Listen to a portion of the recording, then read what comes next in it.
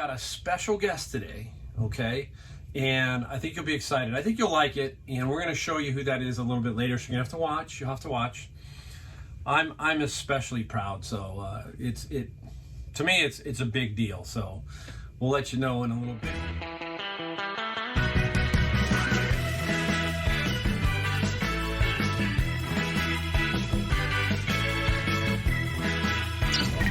It's Mike, the Golden State Picker, and if many of you are new to the channel and don't know who I am, I'm a picker out of California, mainly the Bay Area, obviously, San Jose, San Francisco, Silicon Valley as we call it. I've been picking full-time for about 2 years, maybe a year and a half, that kind of thing. And the channel is about what we find, and we also talk about a lot of other stuff. So we try to help you become a better picker. That's what we're trying to do here. We've got a special guest today, okay? And I think you'll be excited. I think you'll like it, and we're going to show you who that is a little bit later. So you're going to have to watch. You'll have to watch. I'm especially proud. So to me it's a big deal. So we'll let you know in a little bit about that. So we're going to talk about right off the bat. You know, I was thinking about stuff, and I was thinking about when I was a youngster. A youngster, I should say. When I first got married, I remember that we had to go to counseling. I don't know how many people have to still do that now, but we had to go to counseling. It was from our church. And we went, and I think my wife, God, you gotta remember this, my wife was 21, I was 23 or somewhere around there. I forget. That's bad, right? You should know that kind of stuff. Anyhow, the pastor was wondering what kind of goals I had for my life, and I told him my number one goal was I wanted to be retired by age 50. That was it. And I was pretty adamant about that. And he looked at me kind of inquisitive, because if you would see me back then, if you saw a picture, maybe if I can find the picture, I might put the picture of me and my wife in my better days. I think I gotta try to find it. You'll have a good laugh on that too. But anyhow, I was a skinny 135 pounds. Yes, 135 pounds. And he kind of pushed me a little further. He goes, well, what do you mean? He goes, well, I have goals, and I want to get to these goals. And one of my goals, remember I've talked about these goals, how you can, now I've changed my mind about goals. It's more of a process, not this goal, right? Because I really didn't meet that goal, okay? But I was pushing towards that. And I was now thinking about that, and I was going back and thinking about what I was meaning there. And what I really was thinking, and remember I was young, so being young, it was tough. I was thinking I just wanted to have control of my life. That's what I wanted to have. I wanted to have the control, meaning I could do what I wanted at age 50. I didn't have to have somebody telling me what to do. So that was kind of where I was coming from. And I got to that point. I really did. I owned my own business for 30 years. So I was making all the decisions and all of the rules, basically. You know, if I wanted to go on vacation, I pretty much picked throughout the year, all that kind of stuff. But I had some constraints because I did own a retail business. So you have to have good people to work with during that time to watch your store. So basically, that's where I'm getting at today with everybody. I'm trying to get you who are sitting on that fence and trying to figure out, well, what do I want to do? Do I want to have control of my life where I dictate what happens to my life? That's really, really important. Yeah, I know there's a lot of people out there that you can't. It's your job. But maybe you can get some more control by financially taking some burden off yourself by doing what we do here. That's what I'm trying to get at. I think there's many angles to reselling that would help a lot of people. It's not as difficult as sometimes it may seem. You just need a few things to help you out, you know, the process kind of thing that we talk about. So that's what this channel's about. This channel's going to try and weave our way through and give you some ideas that maybe one will help one person and another idea will help someone else, and so forth and so on. That's the goal here. The goal is to show you how you can make it to a level where you can take kind of some control of your life. It's big. It's big. I can't, you know, you see it in me. I mean, I have had this for a long time. where I have had control of what I want to do. And a lot of times I make a lot of mistakes, but boy, I really can look back and say, hey, even though I had all these mistakes and did all this stuff, I did a lot of things right. I'm to a point in my life again where now I'm doing something different and I'm having a blast. You can tell I'm having a blast. So, you got to think about it, how you're going to sacrifice pieces, sacrifice something for 6 months to build something that's going to last for 10 years or 5 years or whatever. Give it a shot. You got to start, you got to walk before you run.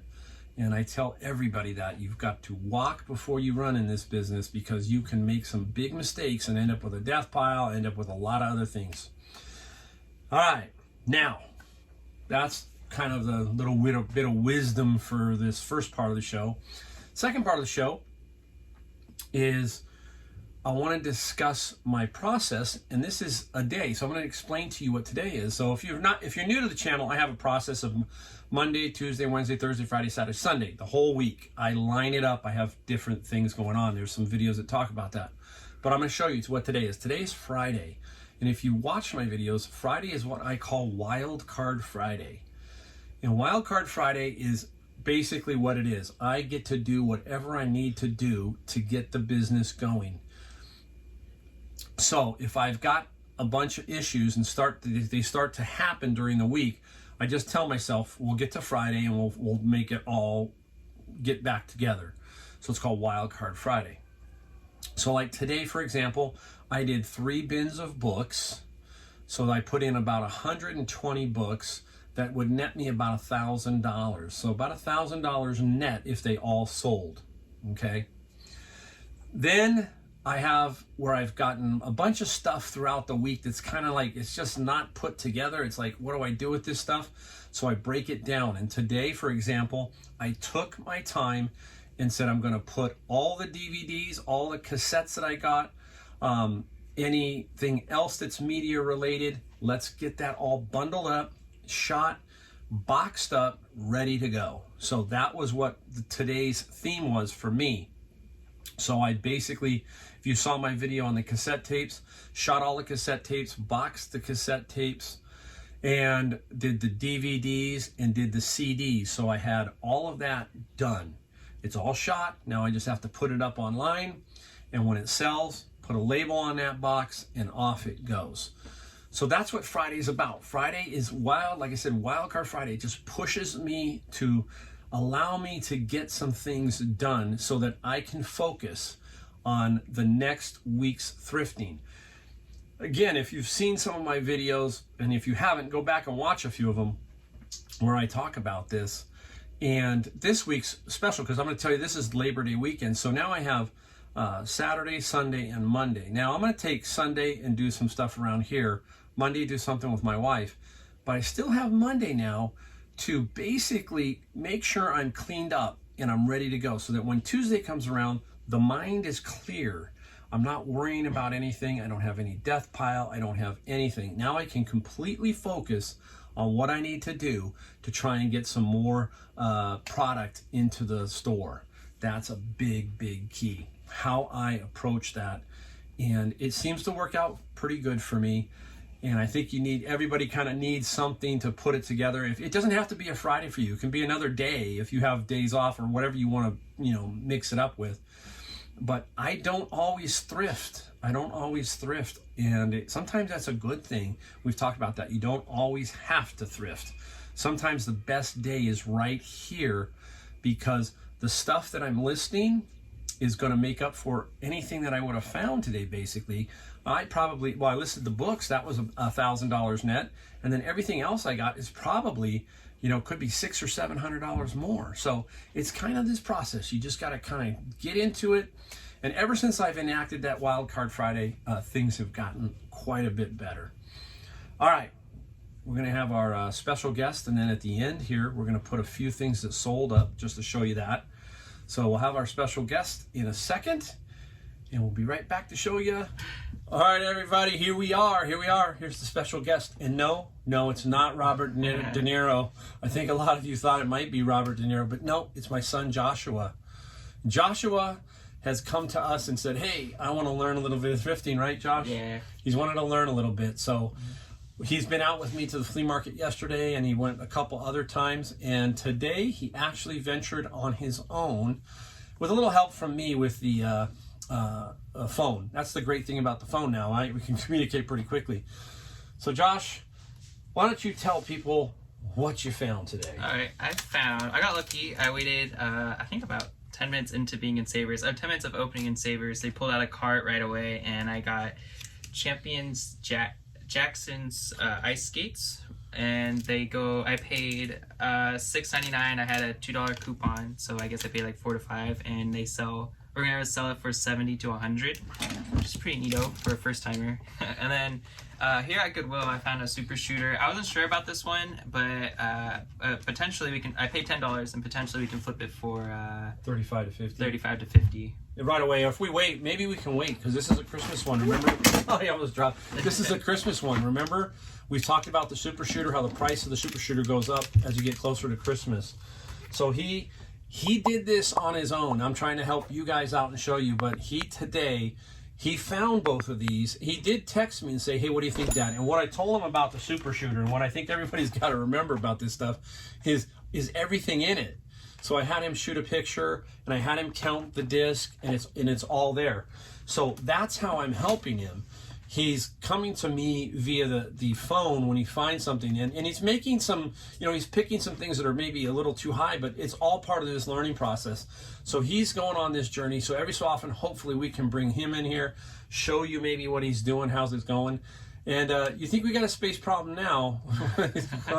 We might have a bigger space problem, and that's something we'll have to deal with when we come across that bridge. But we might have to come across that bridge. So anyhow, thanks. This is Joshy. You're gonna get to know. Yeah. Oh, by the way, that drum set back there, that's his drum set. Yep. And you don't want to be in here when that drum set's being banged on, because he's a metal drummer. Right? Yep. All right, Josh. All right. Say goodbye, Josh. Bye. All right. We'll be right back. All right. How cool is that, right? That's my son. I'm very proud of my son. He's starting to, young people need a little bit of a boost too. They need it. Everybody needs a boost. So my son is out doing some things, and like I said, he's having a good time doing it. Let's see how long he can keep doing it. I told him to walk, not to run, just like we probably talked about there. Don't get the cart before the horse, kind of thing. All right. Anyhow, let's take a look at a few things that sold, and we'll talk about one little genre that I want to talk about to kind of show you something that's kind of interesting. So an interesting genre that we will discuss and talk about, and just show you a few things. Not much, but we'll show you a few. And I don't always show you the big stuff, so I'm going to show you kind of a little mix here of something that's sold for some good money and some other stuff, because I like to keep it like it's real. Occasionally I do find the good stuff, and I can show you that, but also this too. This is good. All right, let's get the big guy right out of the way. All right, now you always hear me talking about my bins, right? The bins of books that I buy at auction, and then I get the ancillary stuff. This sold, if you watch the video, this sold very quickly. The key here was that I was very patient, because I got offers from $20 to $75, all over the place. But I held firm, because I know that this book will sell for what it was priced at. It was priced at $99.95, so it sold for $100. Now, one of the big reasons why this book is kind of popular is who illustrated this book. And I'm going to try and flip to one page. There's an illustration in the Bible. I don't know if you can see the artist's name, signature, but you probably can't. It is Salvador Dali, the famous, I don't know what he is. He's a modernist. I'm not positive what Salvador Dali is. A lot of people aren't positive what he is. Kind of crazy. But he does some interesting stuff. So look for that Bible. You can find it at garage sales. You can find this Bible without going to the bins. I have found several of these. Every time I see it, it's $100. How much do I pay for a bin?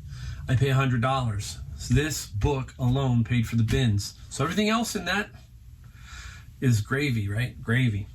All right, up next is what has been really, really solid for me this summer, continues to be I got the wrong one. I want to show you. It continues to be my media, and I sold a set of Tom Petty CDs, and we sold the Tom Petty CDs for $40 plus $5 shipping. This came out of that big lot that we paid $140, and we also got the Japanese CDs. So these were like 10 cents each when you dollar cost average, and we sold them for 40 bucks. All right, an interesting thing here is I remember I buy this stuff if it's brand new. This is a Sonic Egg Sunbeam Bark control barking anywhere, basically a machine that controls barking from dogs. Now I only paid like $3.49 or $69 at Goodwill. It only sold for $20 and $10 shipping, but I show you because I do sell this stuff, you know. I mean, everybody thinks, wow, you do these, you know, these numbers are big. Well, I've got all kinds of stuff in here, and I still have an average selling price of near $69 last I checked, average selling price on eBay. All right, let's go to this one, which I just got recently too. So I've got some stuff. I've been trying to tighten my own process down, trying to really buy things I think that are going to sell. That's the big key here. I'm now that I've got some things going on, I got to be really, really careful that we just don't buy to buy. And it's really working out well for me the last month or so. So anyhow, Sunset needlepoint. I got 2 pieces. There was a whole lot of them there, but I stuck to my guns and I only bought 2 of them. The other ones I probably could have splurged on, but it would have taken maybe forever. And I thought about lotting them. I thought about all kinds of things, but they were $3.79 each. They were a little bit too high just for that. If they were $1.99, probably would have bought all of them. But this guy right here sold for $35 plus $7 shipping. So you can find needlepoint all over the area, all over the country, so keep your eye out. If I can find needlepoint in the heart of Silicon Valley, then that can be found almost anywhere. We're going to show you one more media, and then we'll get to the item that I was going to talk about being a genre that you got to keep your eye out for. All right, this is a CD. This is Pete Townsend, and it's in a little cardboard thing here. Now, you've heard me talk about the Japanese mini CDs, right? Well, this is almost like Pete playing that game. And Pete opened up his own record label called Eel Pie Records. Very strange name, Eel Pie. And what he was doing, I think, is he was recording his live show. So this is live, Sandler's Well 2000. And he did a bunch of these. And I managed, in that CD lot, there was some of these. There were probably about, I think, 7 or 8 of these. They were not new, so they were open. And it took me a while to figure out what Eel Pie Records was, but I did it. It was Pete Townsend. So he's producing these himself, and so that's why he does a live show. Then he sells them. Anyhow, this guy sold for $45 plus $5 shipping, and I still have more. I have a few more. I think I sold about 4 of these, and I think I have 3 left now. This is the kind of cool stuff you find that you can find for $1, you know, that kind of thing, because people just they don't have an idea. So you can make some good money on this. All right, up next is the category or the genre that I need you to kind of keep your eyes open for. Especially, I'm not going to generalize, but if you're older, you might not know this. Like me, it took me a while, but I know because of my son and what he has, you know, gotten over the years. And it's called Manga, M-A-N-G-A. Japanese, that is Japanese, I think, for comics. Mostly adult comics. And I don't mean that in a bad way. It just means it's for the adult reader kind of thing. It's not, don't get the bad connotation on it. It's not the comics like Archie and them. Let's put it that way. So this set here, 8 volumes, and I will show you, they can get pretty funky here. This is the cover, all right? This is a Doro Hedro or something. I have 8, 1 through 8. These came out of the bin, okay? And what is interesting about manga is it reads backwards. So the back, so this is the back. This is the back. You would think it's the back, but it's the front. So they read from left to right or right to left or whatever. So you can kind of see, you have to read it this way. Yeah, you read it that way. So kind of odd. Sometimes I get it backwards when you got to make sure you shoot them the right way. You know, that's the cover with the 01, but it's actually the back. When you flip it around, it doesn't. This is how we open a book up. So you can kind of see how what manga is. It's just basically a comic, and these people are extremely talented. Let me tell you, extremely talented. This sold for $140 plus $10 shipping, $140. So this paid for a bin and a half of books. So you can see where I'm going with this every single time. I'm trying to show you all that I do. But keep your eye out. You might run into some very, very expensive stuff. There is every category we look at has expensive. What you do is when you're looking at something, hit the highest price sold. You will then start to see some crazy numbers for a lot of this stuff. All right, there you go. It's the end of the video. Thanks for watching. We'll probably try and get my son in here every so often, have him check out some things and show you maybe what he's found and how he's doing. You know, we'll check that out. All right, guys. Hey, thanks for watching.